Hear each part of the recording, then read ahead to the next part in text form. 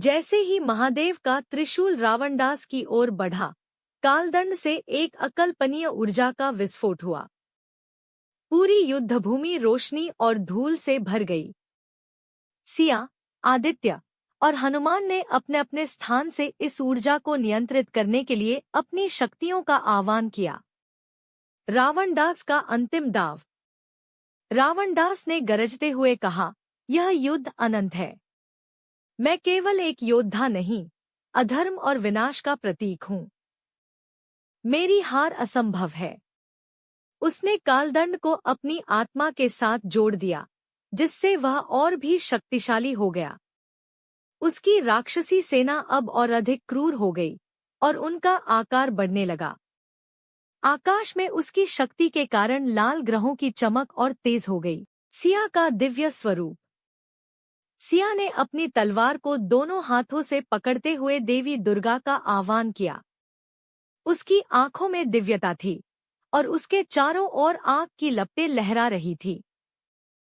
रावणदास, यह केवल युद्ध नहीं, यह धर्म का परीक्षण है।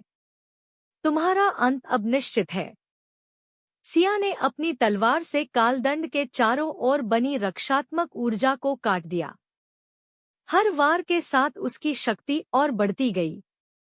रावणदास को एहसास हुआ कि सिया अब केवल एक योद्धा नहीं, बल्कि ब्रह्मांड की ऊर्जा का एक अंश बन चुकी थी। आदित्य का सूर्यास्त मंत्र। आदित्य ने अपने धनुष पर सूर्य की 7 किरणों का आह्वान किया और कहा, यह कालदंड सूर्य की ऊर्जा को सहन नहीं कर सकता। मैं इसे नष्ट कर दूंगा। उसने अपने तीरों से एक चक्र बनाया, जिसने कालदंड को अपनी किरणों में बांध दिया। जैसे ही यह चक्र कालदंड के संपर्क में आया, एक विशाल विस्फोट हुआ। लेकिन कालदंड अब भी पूरी तरह नष्ट नहीं हुआ था। हनुमान ने अपनी गदा को जमीन पर रखते हुए कहा, इस ब्रह्मांड के लिए यदि मेरा बलिदान भी देना पड़े, तो मैं तैयार हूँ। उन्होंने अपने शरीर से दिव्य ऊर्जा का आह्वान किया और महादेव से प्रार्थना की। उनकी गदा से निकली ऊर्जा रावणदास की सेना को भस्म करने लगी। महादेव ने त्रिशूल को आकाश में उठाया। उनके चारों ओर ब्रह्मांडीय ऊर्जा की लहरें उठने लगी।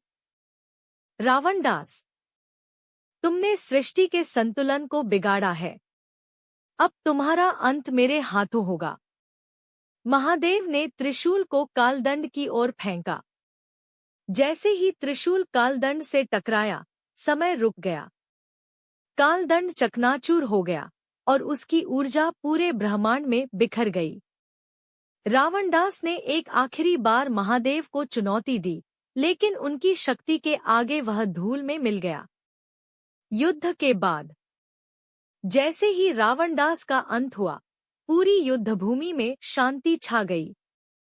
सिया, आदित्य और हनुमान थके हुए लेकिन विजयी थे। महादेव ने उन्हें आशीर्वाद देते हुए कहा, यह युद्ध एक नई शुरुआत है। सृष्टि का संतुलन अब बहाल हो गया है। लेकिन याद रखना, हर युग में अधर्म और धर्म का संघर्ष होगा। सिया ने कहा, हमारी शक्ति सृष्टि की रक्षा के लिए है और जब भी इसकी आवश्यकता होगी, हम खड़े रहेंगे।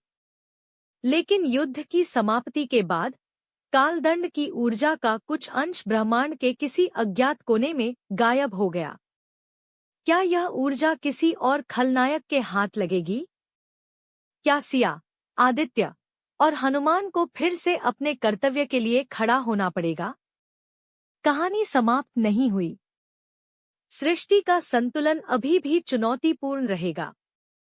अगला अध्याय, नया खतरा, ऊर्जा का पुनर्जन्म।